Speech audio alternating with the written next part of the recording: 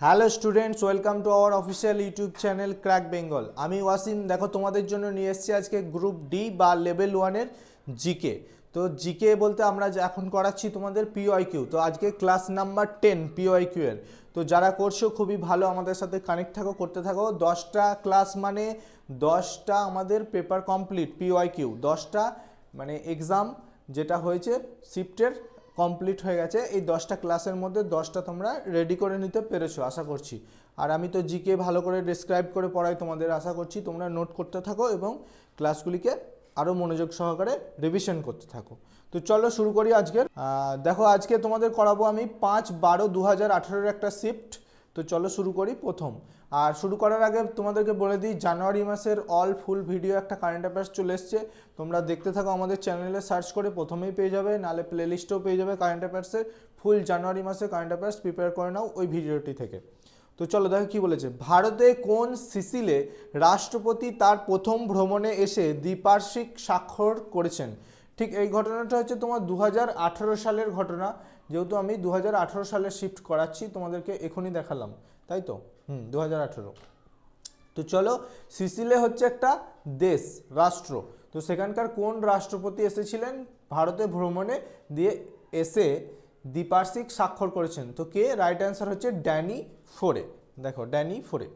চলো next question যাই। Next question বলেছে 21তম জাতীয় যুব দিবস পালনের থিম কী ছিল? তার মানে নিশ্চয়ই এটা 2018 সালে ছিল। তো 2018 সালে 21তম জাতীয় যুব দিবস ছিল। আর সেই সময় থিম কী ছিল? রাইট অ্যান্সার হয়ে যাবে যুবক সমাজ ডিজিটাল ভারতের জন্য। রাইট অ্যান্সার দেখে নাও।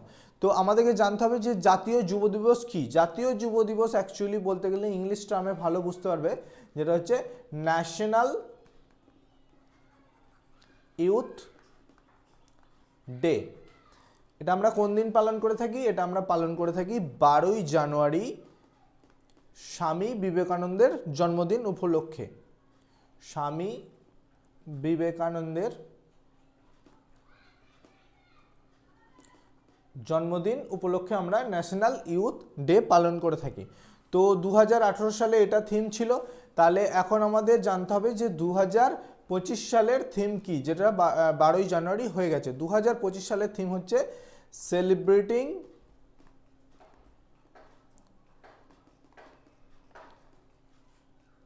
দ্য পাওয়ার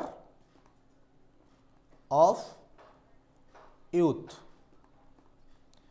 এটা হচ্ছে তোমাদের 2025 সালের থিম, মনে রাখবে। তো চলো নেক্সট কোশ্চেনের দিকে যাই। নিম্নলিখিত কোন খেলা বা ক্রীড়ার সাথে পঙ্কজ আডবাণী সম্পর্কিত? তাহলে একটা নাম আমরা দেখতে পাচ্ছি, যেটা হচ্ছে পঙ্কজ আডবাণী। তো তিনি কোন খেলার সাথে সম্পর্কিত? দেখো, বাস্কেটবল, বিলিয়ার্ডস, ওয়েট লিফটিং না গল্ফ? তো রাইট অ্যান্সার হয়ে যাবে অপশন বি, বিলিয়ার্ডস খেলার সঙ্গে তিনি সম্পর্কিত। বলে রাখি, এই পঙ্কজ আডবাণী তিনি 2004 সালে অর্জুন অ্যাওয়ার্ড পেয়েছিলেন।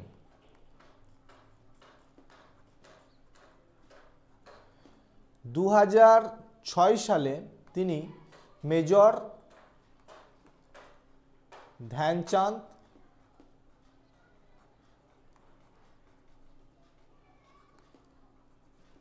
খেলরত্ন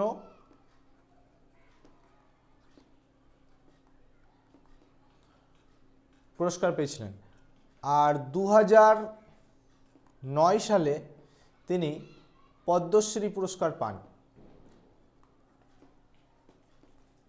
আর 2018 সালে তিনি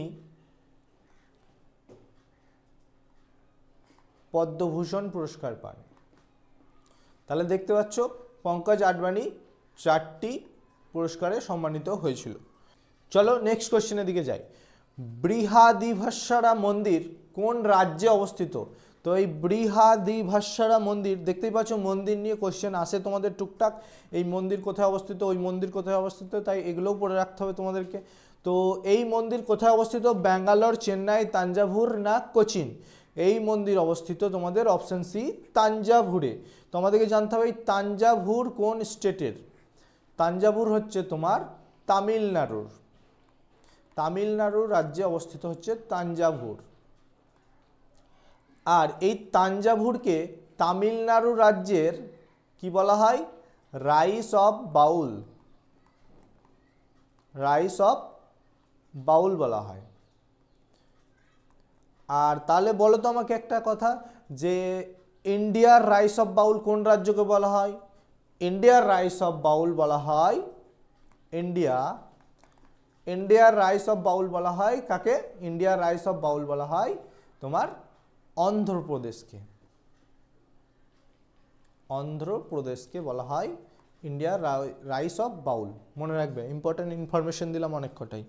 তো চলো নেক্সট কোশ্চেনের দিকে যাই। নিম্নলিখিত দেশগুলির মধ্যে কোনটিতে প্রতি বছর সম্মানিত অস্কার পুরস্কার অনুষ্ঠিত হয়? তো অস্কার পুরস্কার প্রতি বছর কোন দেশে অনুষ্ঠিত হয়? আমেরিকা, ভারত, ইংল্যান্ড না রাশিয়া? রাইট অ্যান্সার হয়ে যাবে অপশন এ, আমেরিকায় অনুষ্ঠিত হয় প্রতি বছর অস্কার পুরস্কার অনুষ্ঠান। তো 2025 সালে অস্কার পুরস্কার অনুষ্ঠিত হবে তোমার ওই মার্চ নাগাদ। তো সেটা হবে তোমার কততম? 97তম। আর 2024-এ যেটা হয়ে গেছে সেটা আমাদেরকে জানতে হবে। 2024-এ মার্চে যেটা হয়ে গেছে সেটা ছিল 96তম। তো এই 96তম 2024-এ অস্কার পুরস্কার জয়লাভ করে কোন চলচ্চিত্র? বেস্ট পিকচার কে হয়েছিল? সেটা হচ্ছে, মনে রাখবে, ওপেনহাইমার। এই টুকটাক ইনফরমেশনগুলো মনে রাখবে, তাহলে এক্সামে দেখবে মনে পড়ে যাবে। চলো নেক্সট কোয়েশ্চেন দেখি। ড্যাশ হলো ভারতের সবচেয়ে উত্তরে অবস্থিত রাজ্য? অপশন দেখো, হিমাচল প্রদেশ, কেরালা, জম্মু কাশ্মীর, উত্তরাখণ্ড। তাহলে এখানে দেখো, যদি এখানে হিমাচল প্রদেশ, কেরালা, উত্তরাখণ্ড অ্যান্সার হয় তাহলে কোয়েশ্চেন ঠিক আছে রাজ্য। যদি তোমার by chance Jammu Kashmir answer হয় তাহলে সেটা কি রাজ্য? না, রাজ্য না, সেটা হচ্ছে ইউনিয়ন টেরিটরি, ইউটি। তো এখানে রাইট অ্যান্সার হবে সবচেয়ে উত্তরে অবস্থিত অপশন সি, জম্মু ও কাশ্মীর, যেটা অপশন 3-তে আছে। তাহলে এখানে কি হবে, যে জম্মু ও কাশ্মীর হলো ভারতের সবচেয়ে উত্তরে অবস্থিত ইউনিয়ন টেরিটরি। চলো নেক্সট। ভারতের সংবিধানে মৌলিক অধিকারগুলি ধারণার অনুপ্রেরণা কোন দেশ থেকে প্রাপ্ত? মানে কোন দেশ থেকে নেওয়া হয়েছে মৌলিক অধিকারগুলিকে? ইতালি, আমেরিকা, ফ্রান্স না আয়ারল্যান্ড?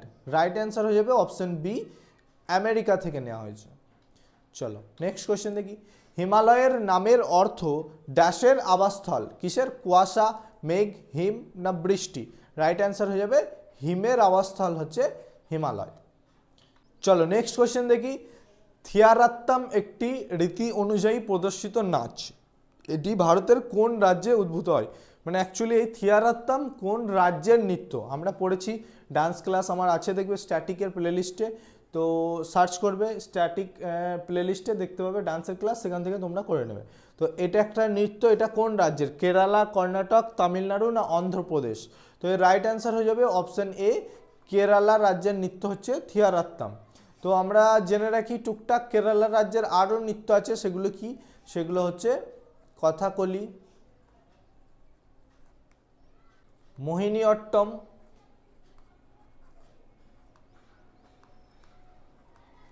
কলকালি। এগুলি সবই হচ্ছে কেরালা রাজ্যের নৃত্য। ওই ক্লাসটা দেখে নেবে তোমরা, তাহলে সব কিছু দেখতে পাবে। বাকি স্টেটগুলোর নৃত্য ওখানে আছে, সেগুলো সবই তোমরা ওখান থেকে রেডি করে নিতে পারবে। চলো নেক্সট কোশ্চেনের দিকে যাই। ভারতের কোন রাজ্য ভুট্টা উৎপাদকের প্রধান আর কি? তো কোন রাজ্য সবথেকে বেশি হয়? অন্ধ্রপ্রদেশ, মহারাষ্ট্র, উত্তরপ্রদেশ না তেলেঙ্গানা? রাইট অ্যান্সার হয়ে যাবে অপশন এ, অন্ধ্রপ্রদেশে সবথেকে ভুট্টার উৎপাদন বেশি হয়। তো চলো নেক্সট কোশ্চেন। নিম্নলিখিত কোন বছরের ক্যালেন্ডার 2008 সালের ক্যালেন্ডারের সাথে মিল আছে? 2036, 2020, 2018, 2023? তাহলে প্রথমত দেখি 2008টা কি। 2008টা হচ্ছে একটা লিপ ইয়ার। তো এখানে 2036 হয়ে যাবে রাইট অ্যান্সার, যেটাও একটা লিপ ইয়ার। তো মিল আছে বলতে কি, 2008 সালে যা যা আছে ডেট, বার, 2036 সালেও সেম এ টু জেড তাই আছে। তাই 2008-এর পরে একদম 2036-এ ক্যালেন্ডারের মিল পাওয়া যাবে। চলো, নাটকের জন্য সাহিত্য একাডেমি পুরস্কার ইংরেজির জন্য প্রথম বিজয়ী হলেন? এই কোশ্চেনটা তোমাদেরকে এই জন্যই করাচ্ছি যে প্রথম বিজয়ী তো কে ছিলেন, সেটা হচ্ছে মহেশ দত্তানি, রাইট অ্যান্সার। তো চলো নেক্সট। পশ্চিমবঙ্গে ক্ষমতায় থাকা রাজনৈতিক দলের নাম কি? 4টে অপশন দেখতে পাচ্ছ, রাইট অ্যান্সার হয়ে যাবে সবাই জানো, যেটা হচ্ছে অপশন বি, তৃণমূল কংগ্রেস। তৃণমূল কংগ্রেস হয়ে যাবে রাজনৈতিক দল যেটা বর্তমানে ক্ষমতায় আছে কোথায়? পশ্চিমবঙ্গে। কত সাল থেকে আছে সেটা জানতে হবে, সেটা হচ্ছে 2011 সাল থেকে এখনো প্রেজেন্ট ক্ষমতায় আছে তৃণমূল।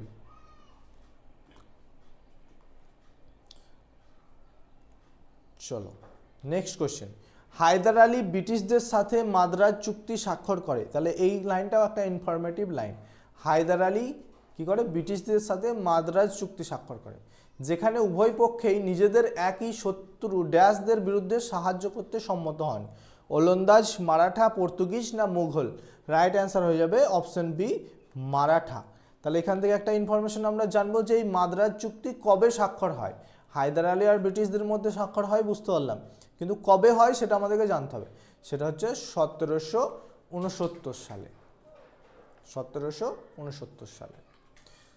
চলো নেক্সট কোশ্চেন। ভারতের বিখ্যাত স্প্রিন্টার ড্যাশকে, মানে কাকে? এই চারটে অপশনের মধ্যে কাকে উত্তর পূর্ব ভারতের নবীন খেলোয়াড়দের মধ্যে প্রেরণা যোগাতে এবং নবীন প্রজন্ম যাতে খেলাধুলাকে গুরুত্বের সঙ্গে গ্রহণ করে সেই বৃহৎ লক্ষ্যে আসামের ক্রীড়া প্রতিনিধি হিসাবে নিযুক্ত করা হয়েছে। তো কাকে? আসাম মানে বুঝতে পারছো, অপশন ডি, হিমা দাসকে। তো চলো নেক্সট কোশ্চেন। ভারতীয় সংবিধানের তৃতীয় ভাগে কোন বিষয় নিয়ে আলোচনা করা হয়? ভারতীয় সংবিধানের তৃতীয় ভাগে কি নিয়ে আলোচনা করা হয়? রাইট অ্যান্সার হয়ে যাবে অপশন ডি, মৌলিক অধিকার নিয়ে আলোচনা করা হয়। যেটা কোথা থেকে নেওয়া হয়েছে বললাম, একটু আগেই পড়লাম তোমাদেরকে, আমেরিকা। চলো তাহলে আজকে ক্লাসটা এখানেই শেষ করলাম। সেশনটি ভালো লাগলে অবশ্যই লাইক করবে, বন্ধুদের মধ্যে শেয়ার করবে এবং সাবস্ক্রাইব না করা থাকলে সাবস্ক্রাইব করবে, নোটিফিকেশন বেল অন করে দেবে যাতে ক্লাসগুলোর নোটিফিকেশন তোমরা পাও। আর চলো যারা এখন আমাদের সাথে যুক্ত হয়নি আমাদেরকে এই নাম্বারে মেসেজ করে আমরা তোমাদেরকে আমাদের ব্যাচে যুক্ত করে নেব। তো চলো, থ্যাংক ইউ, গুড বাই।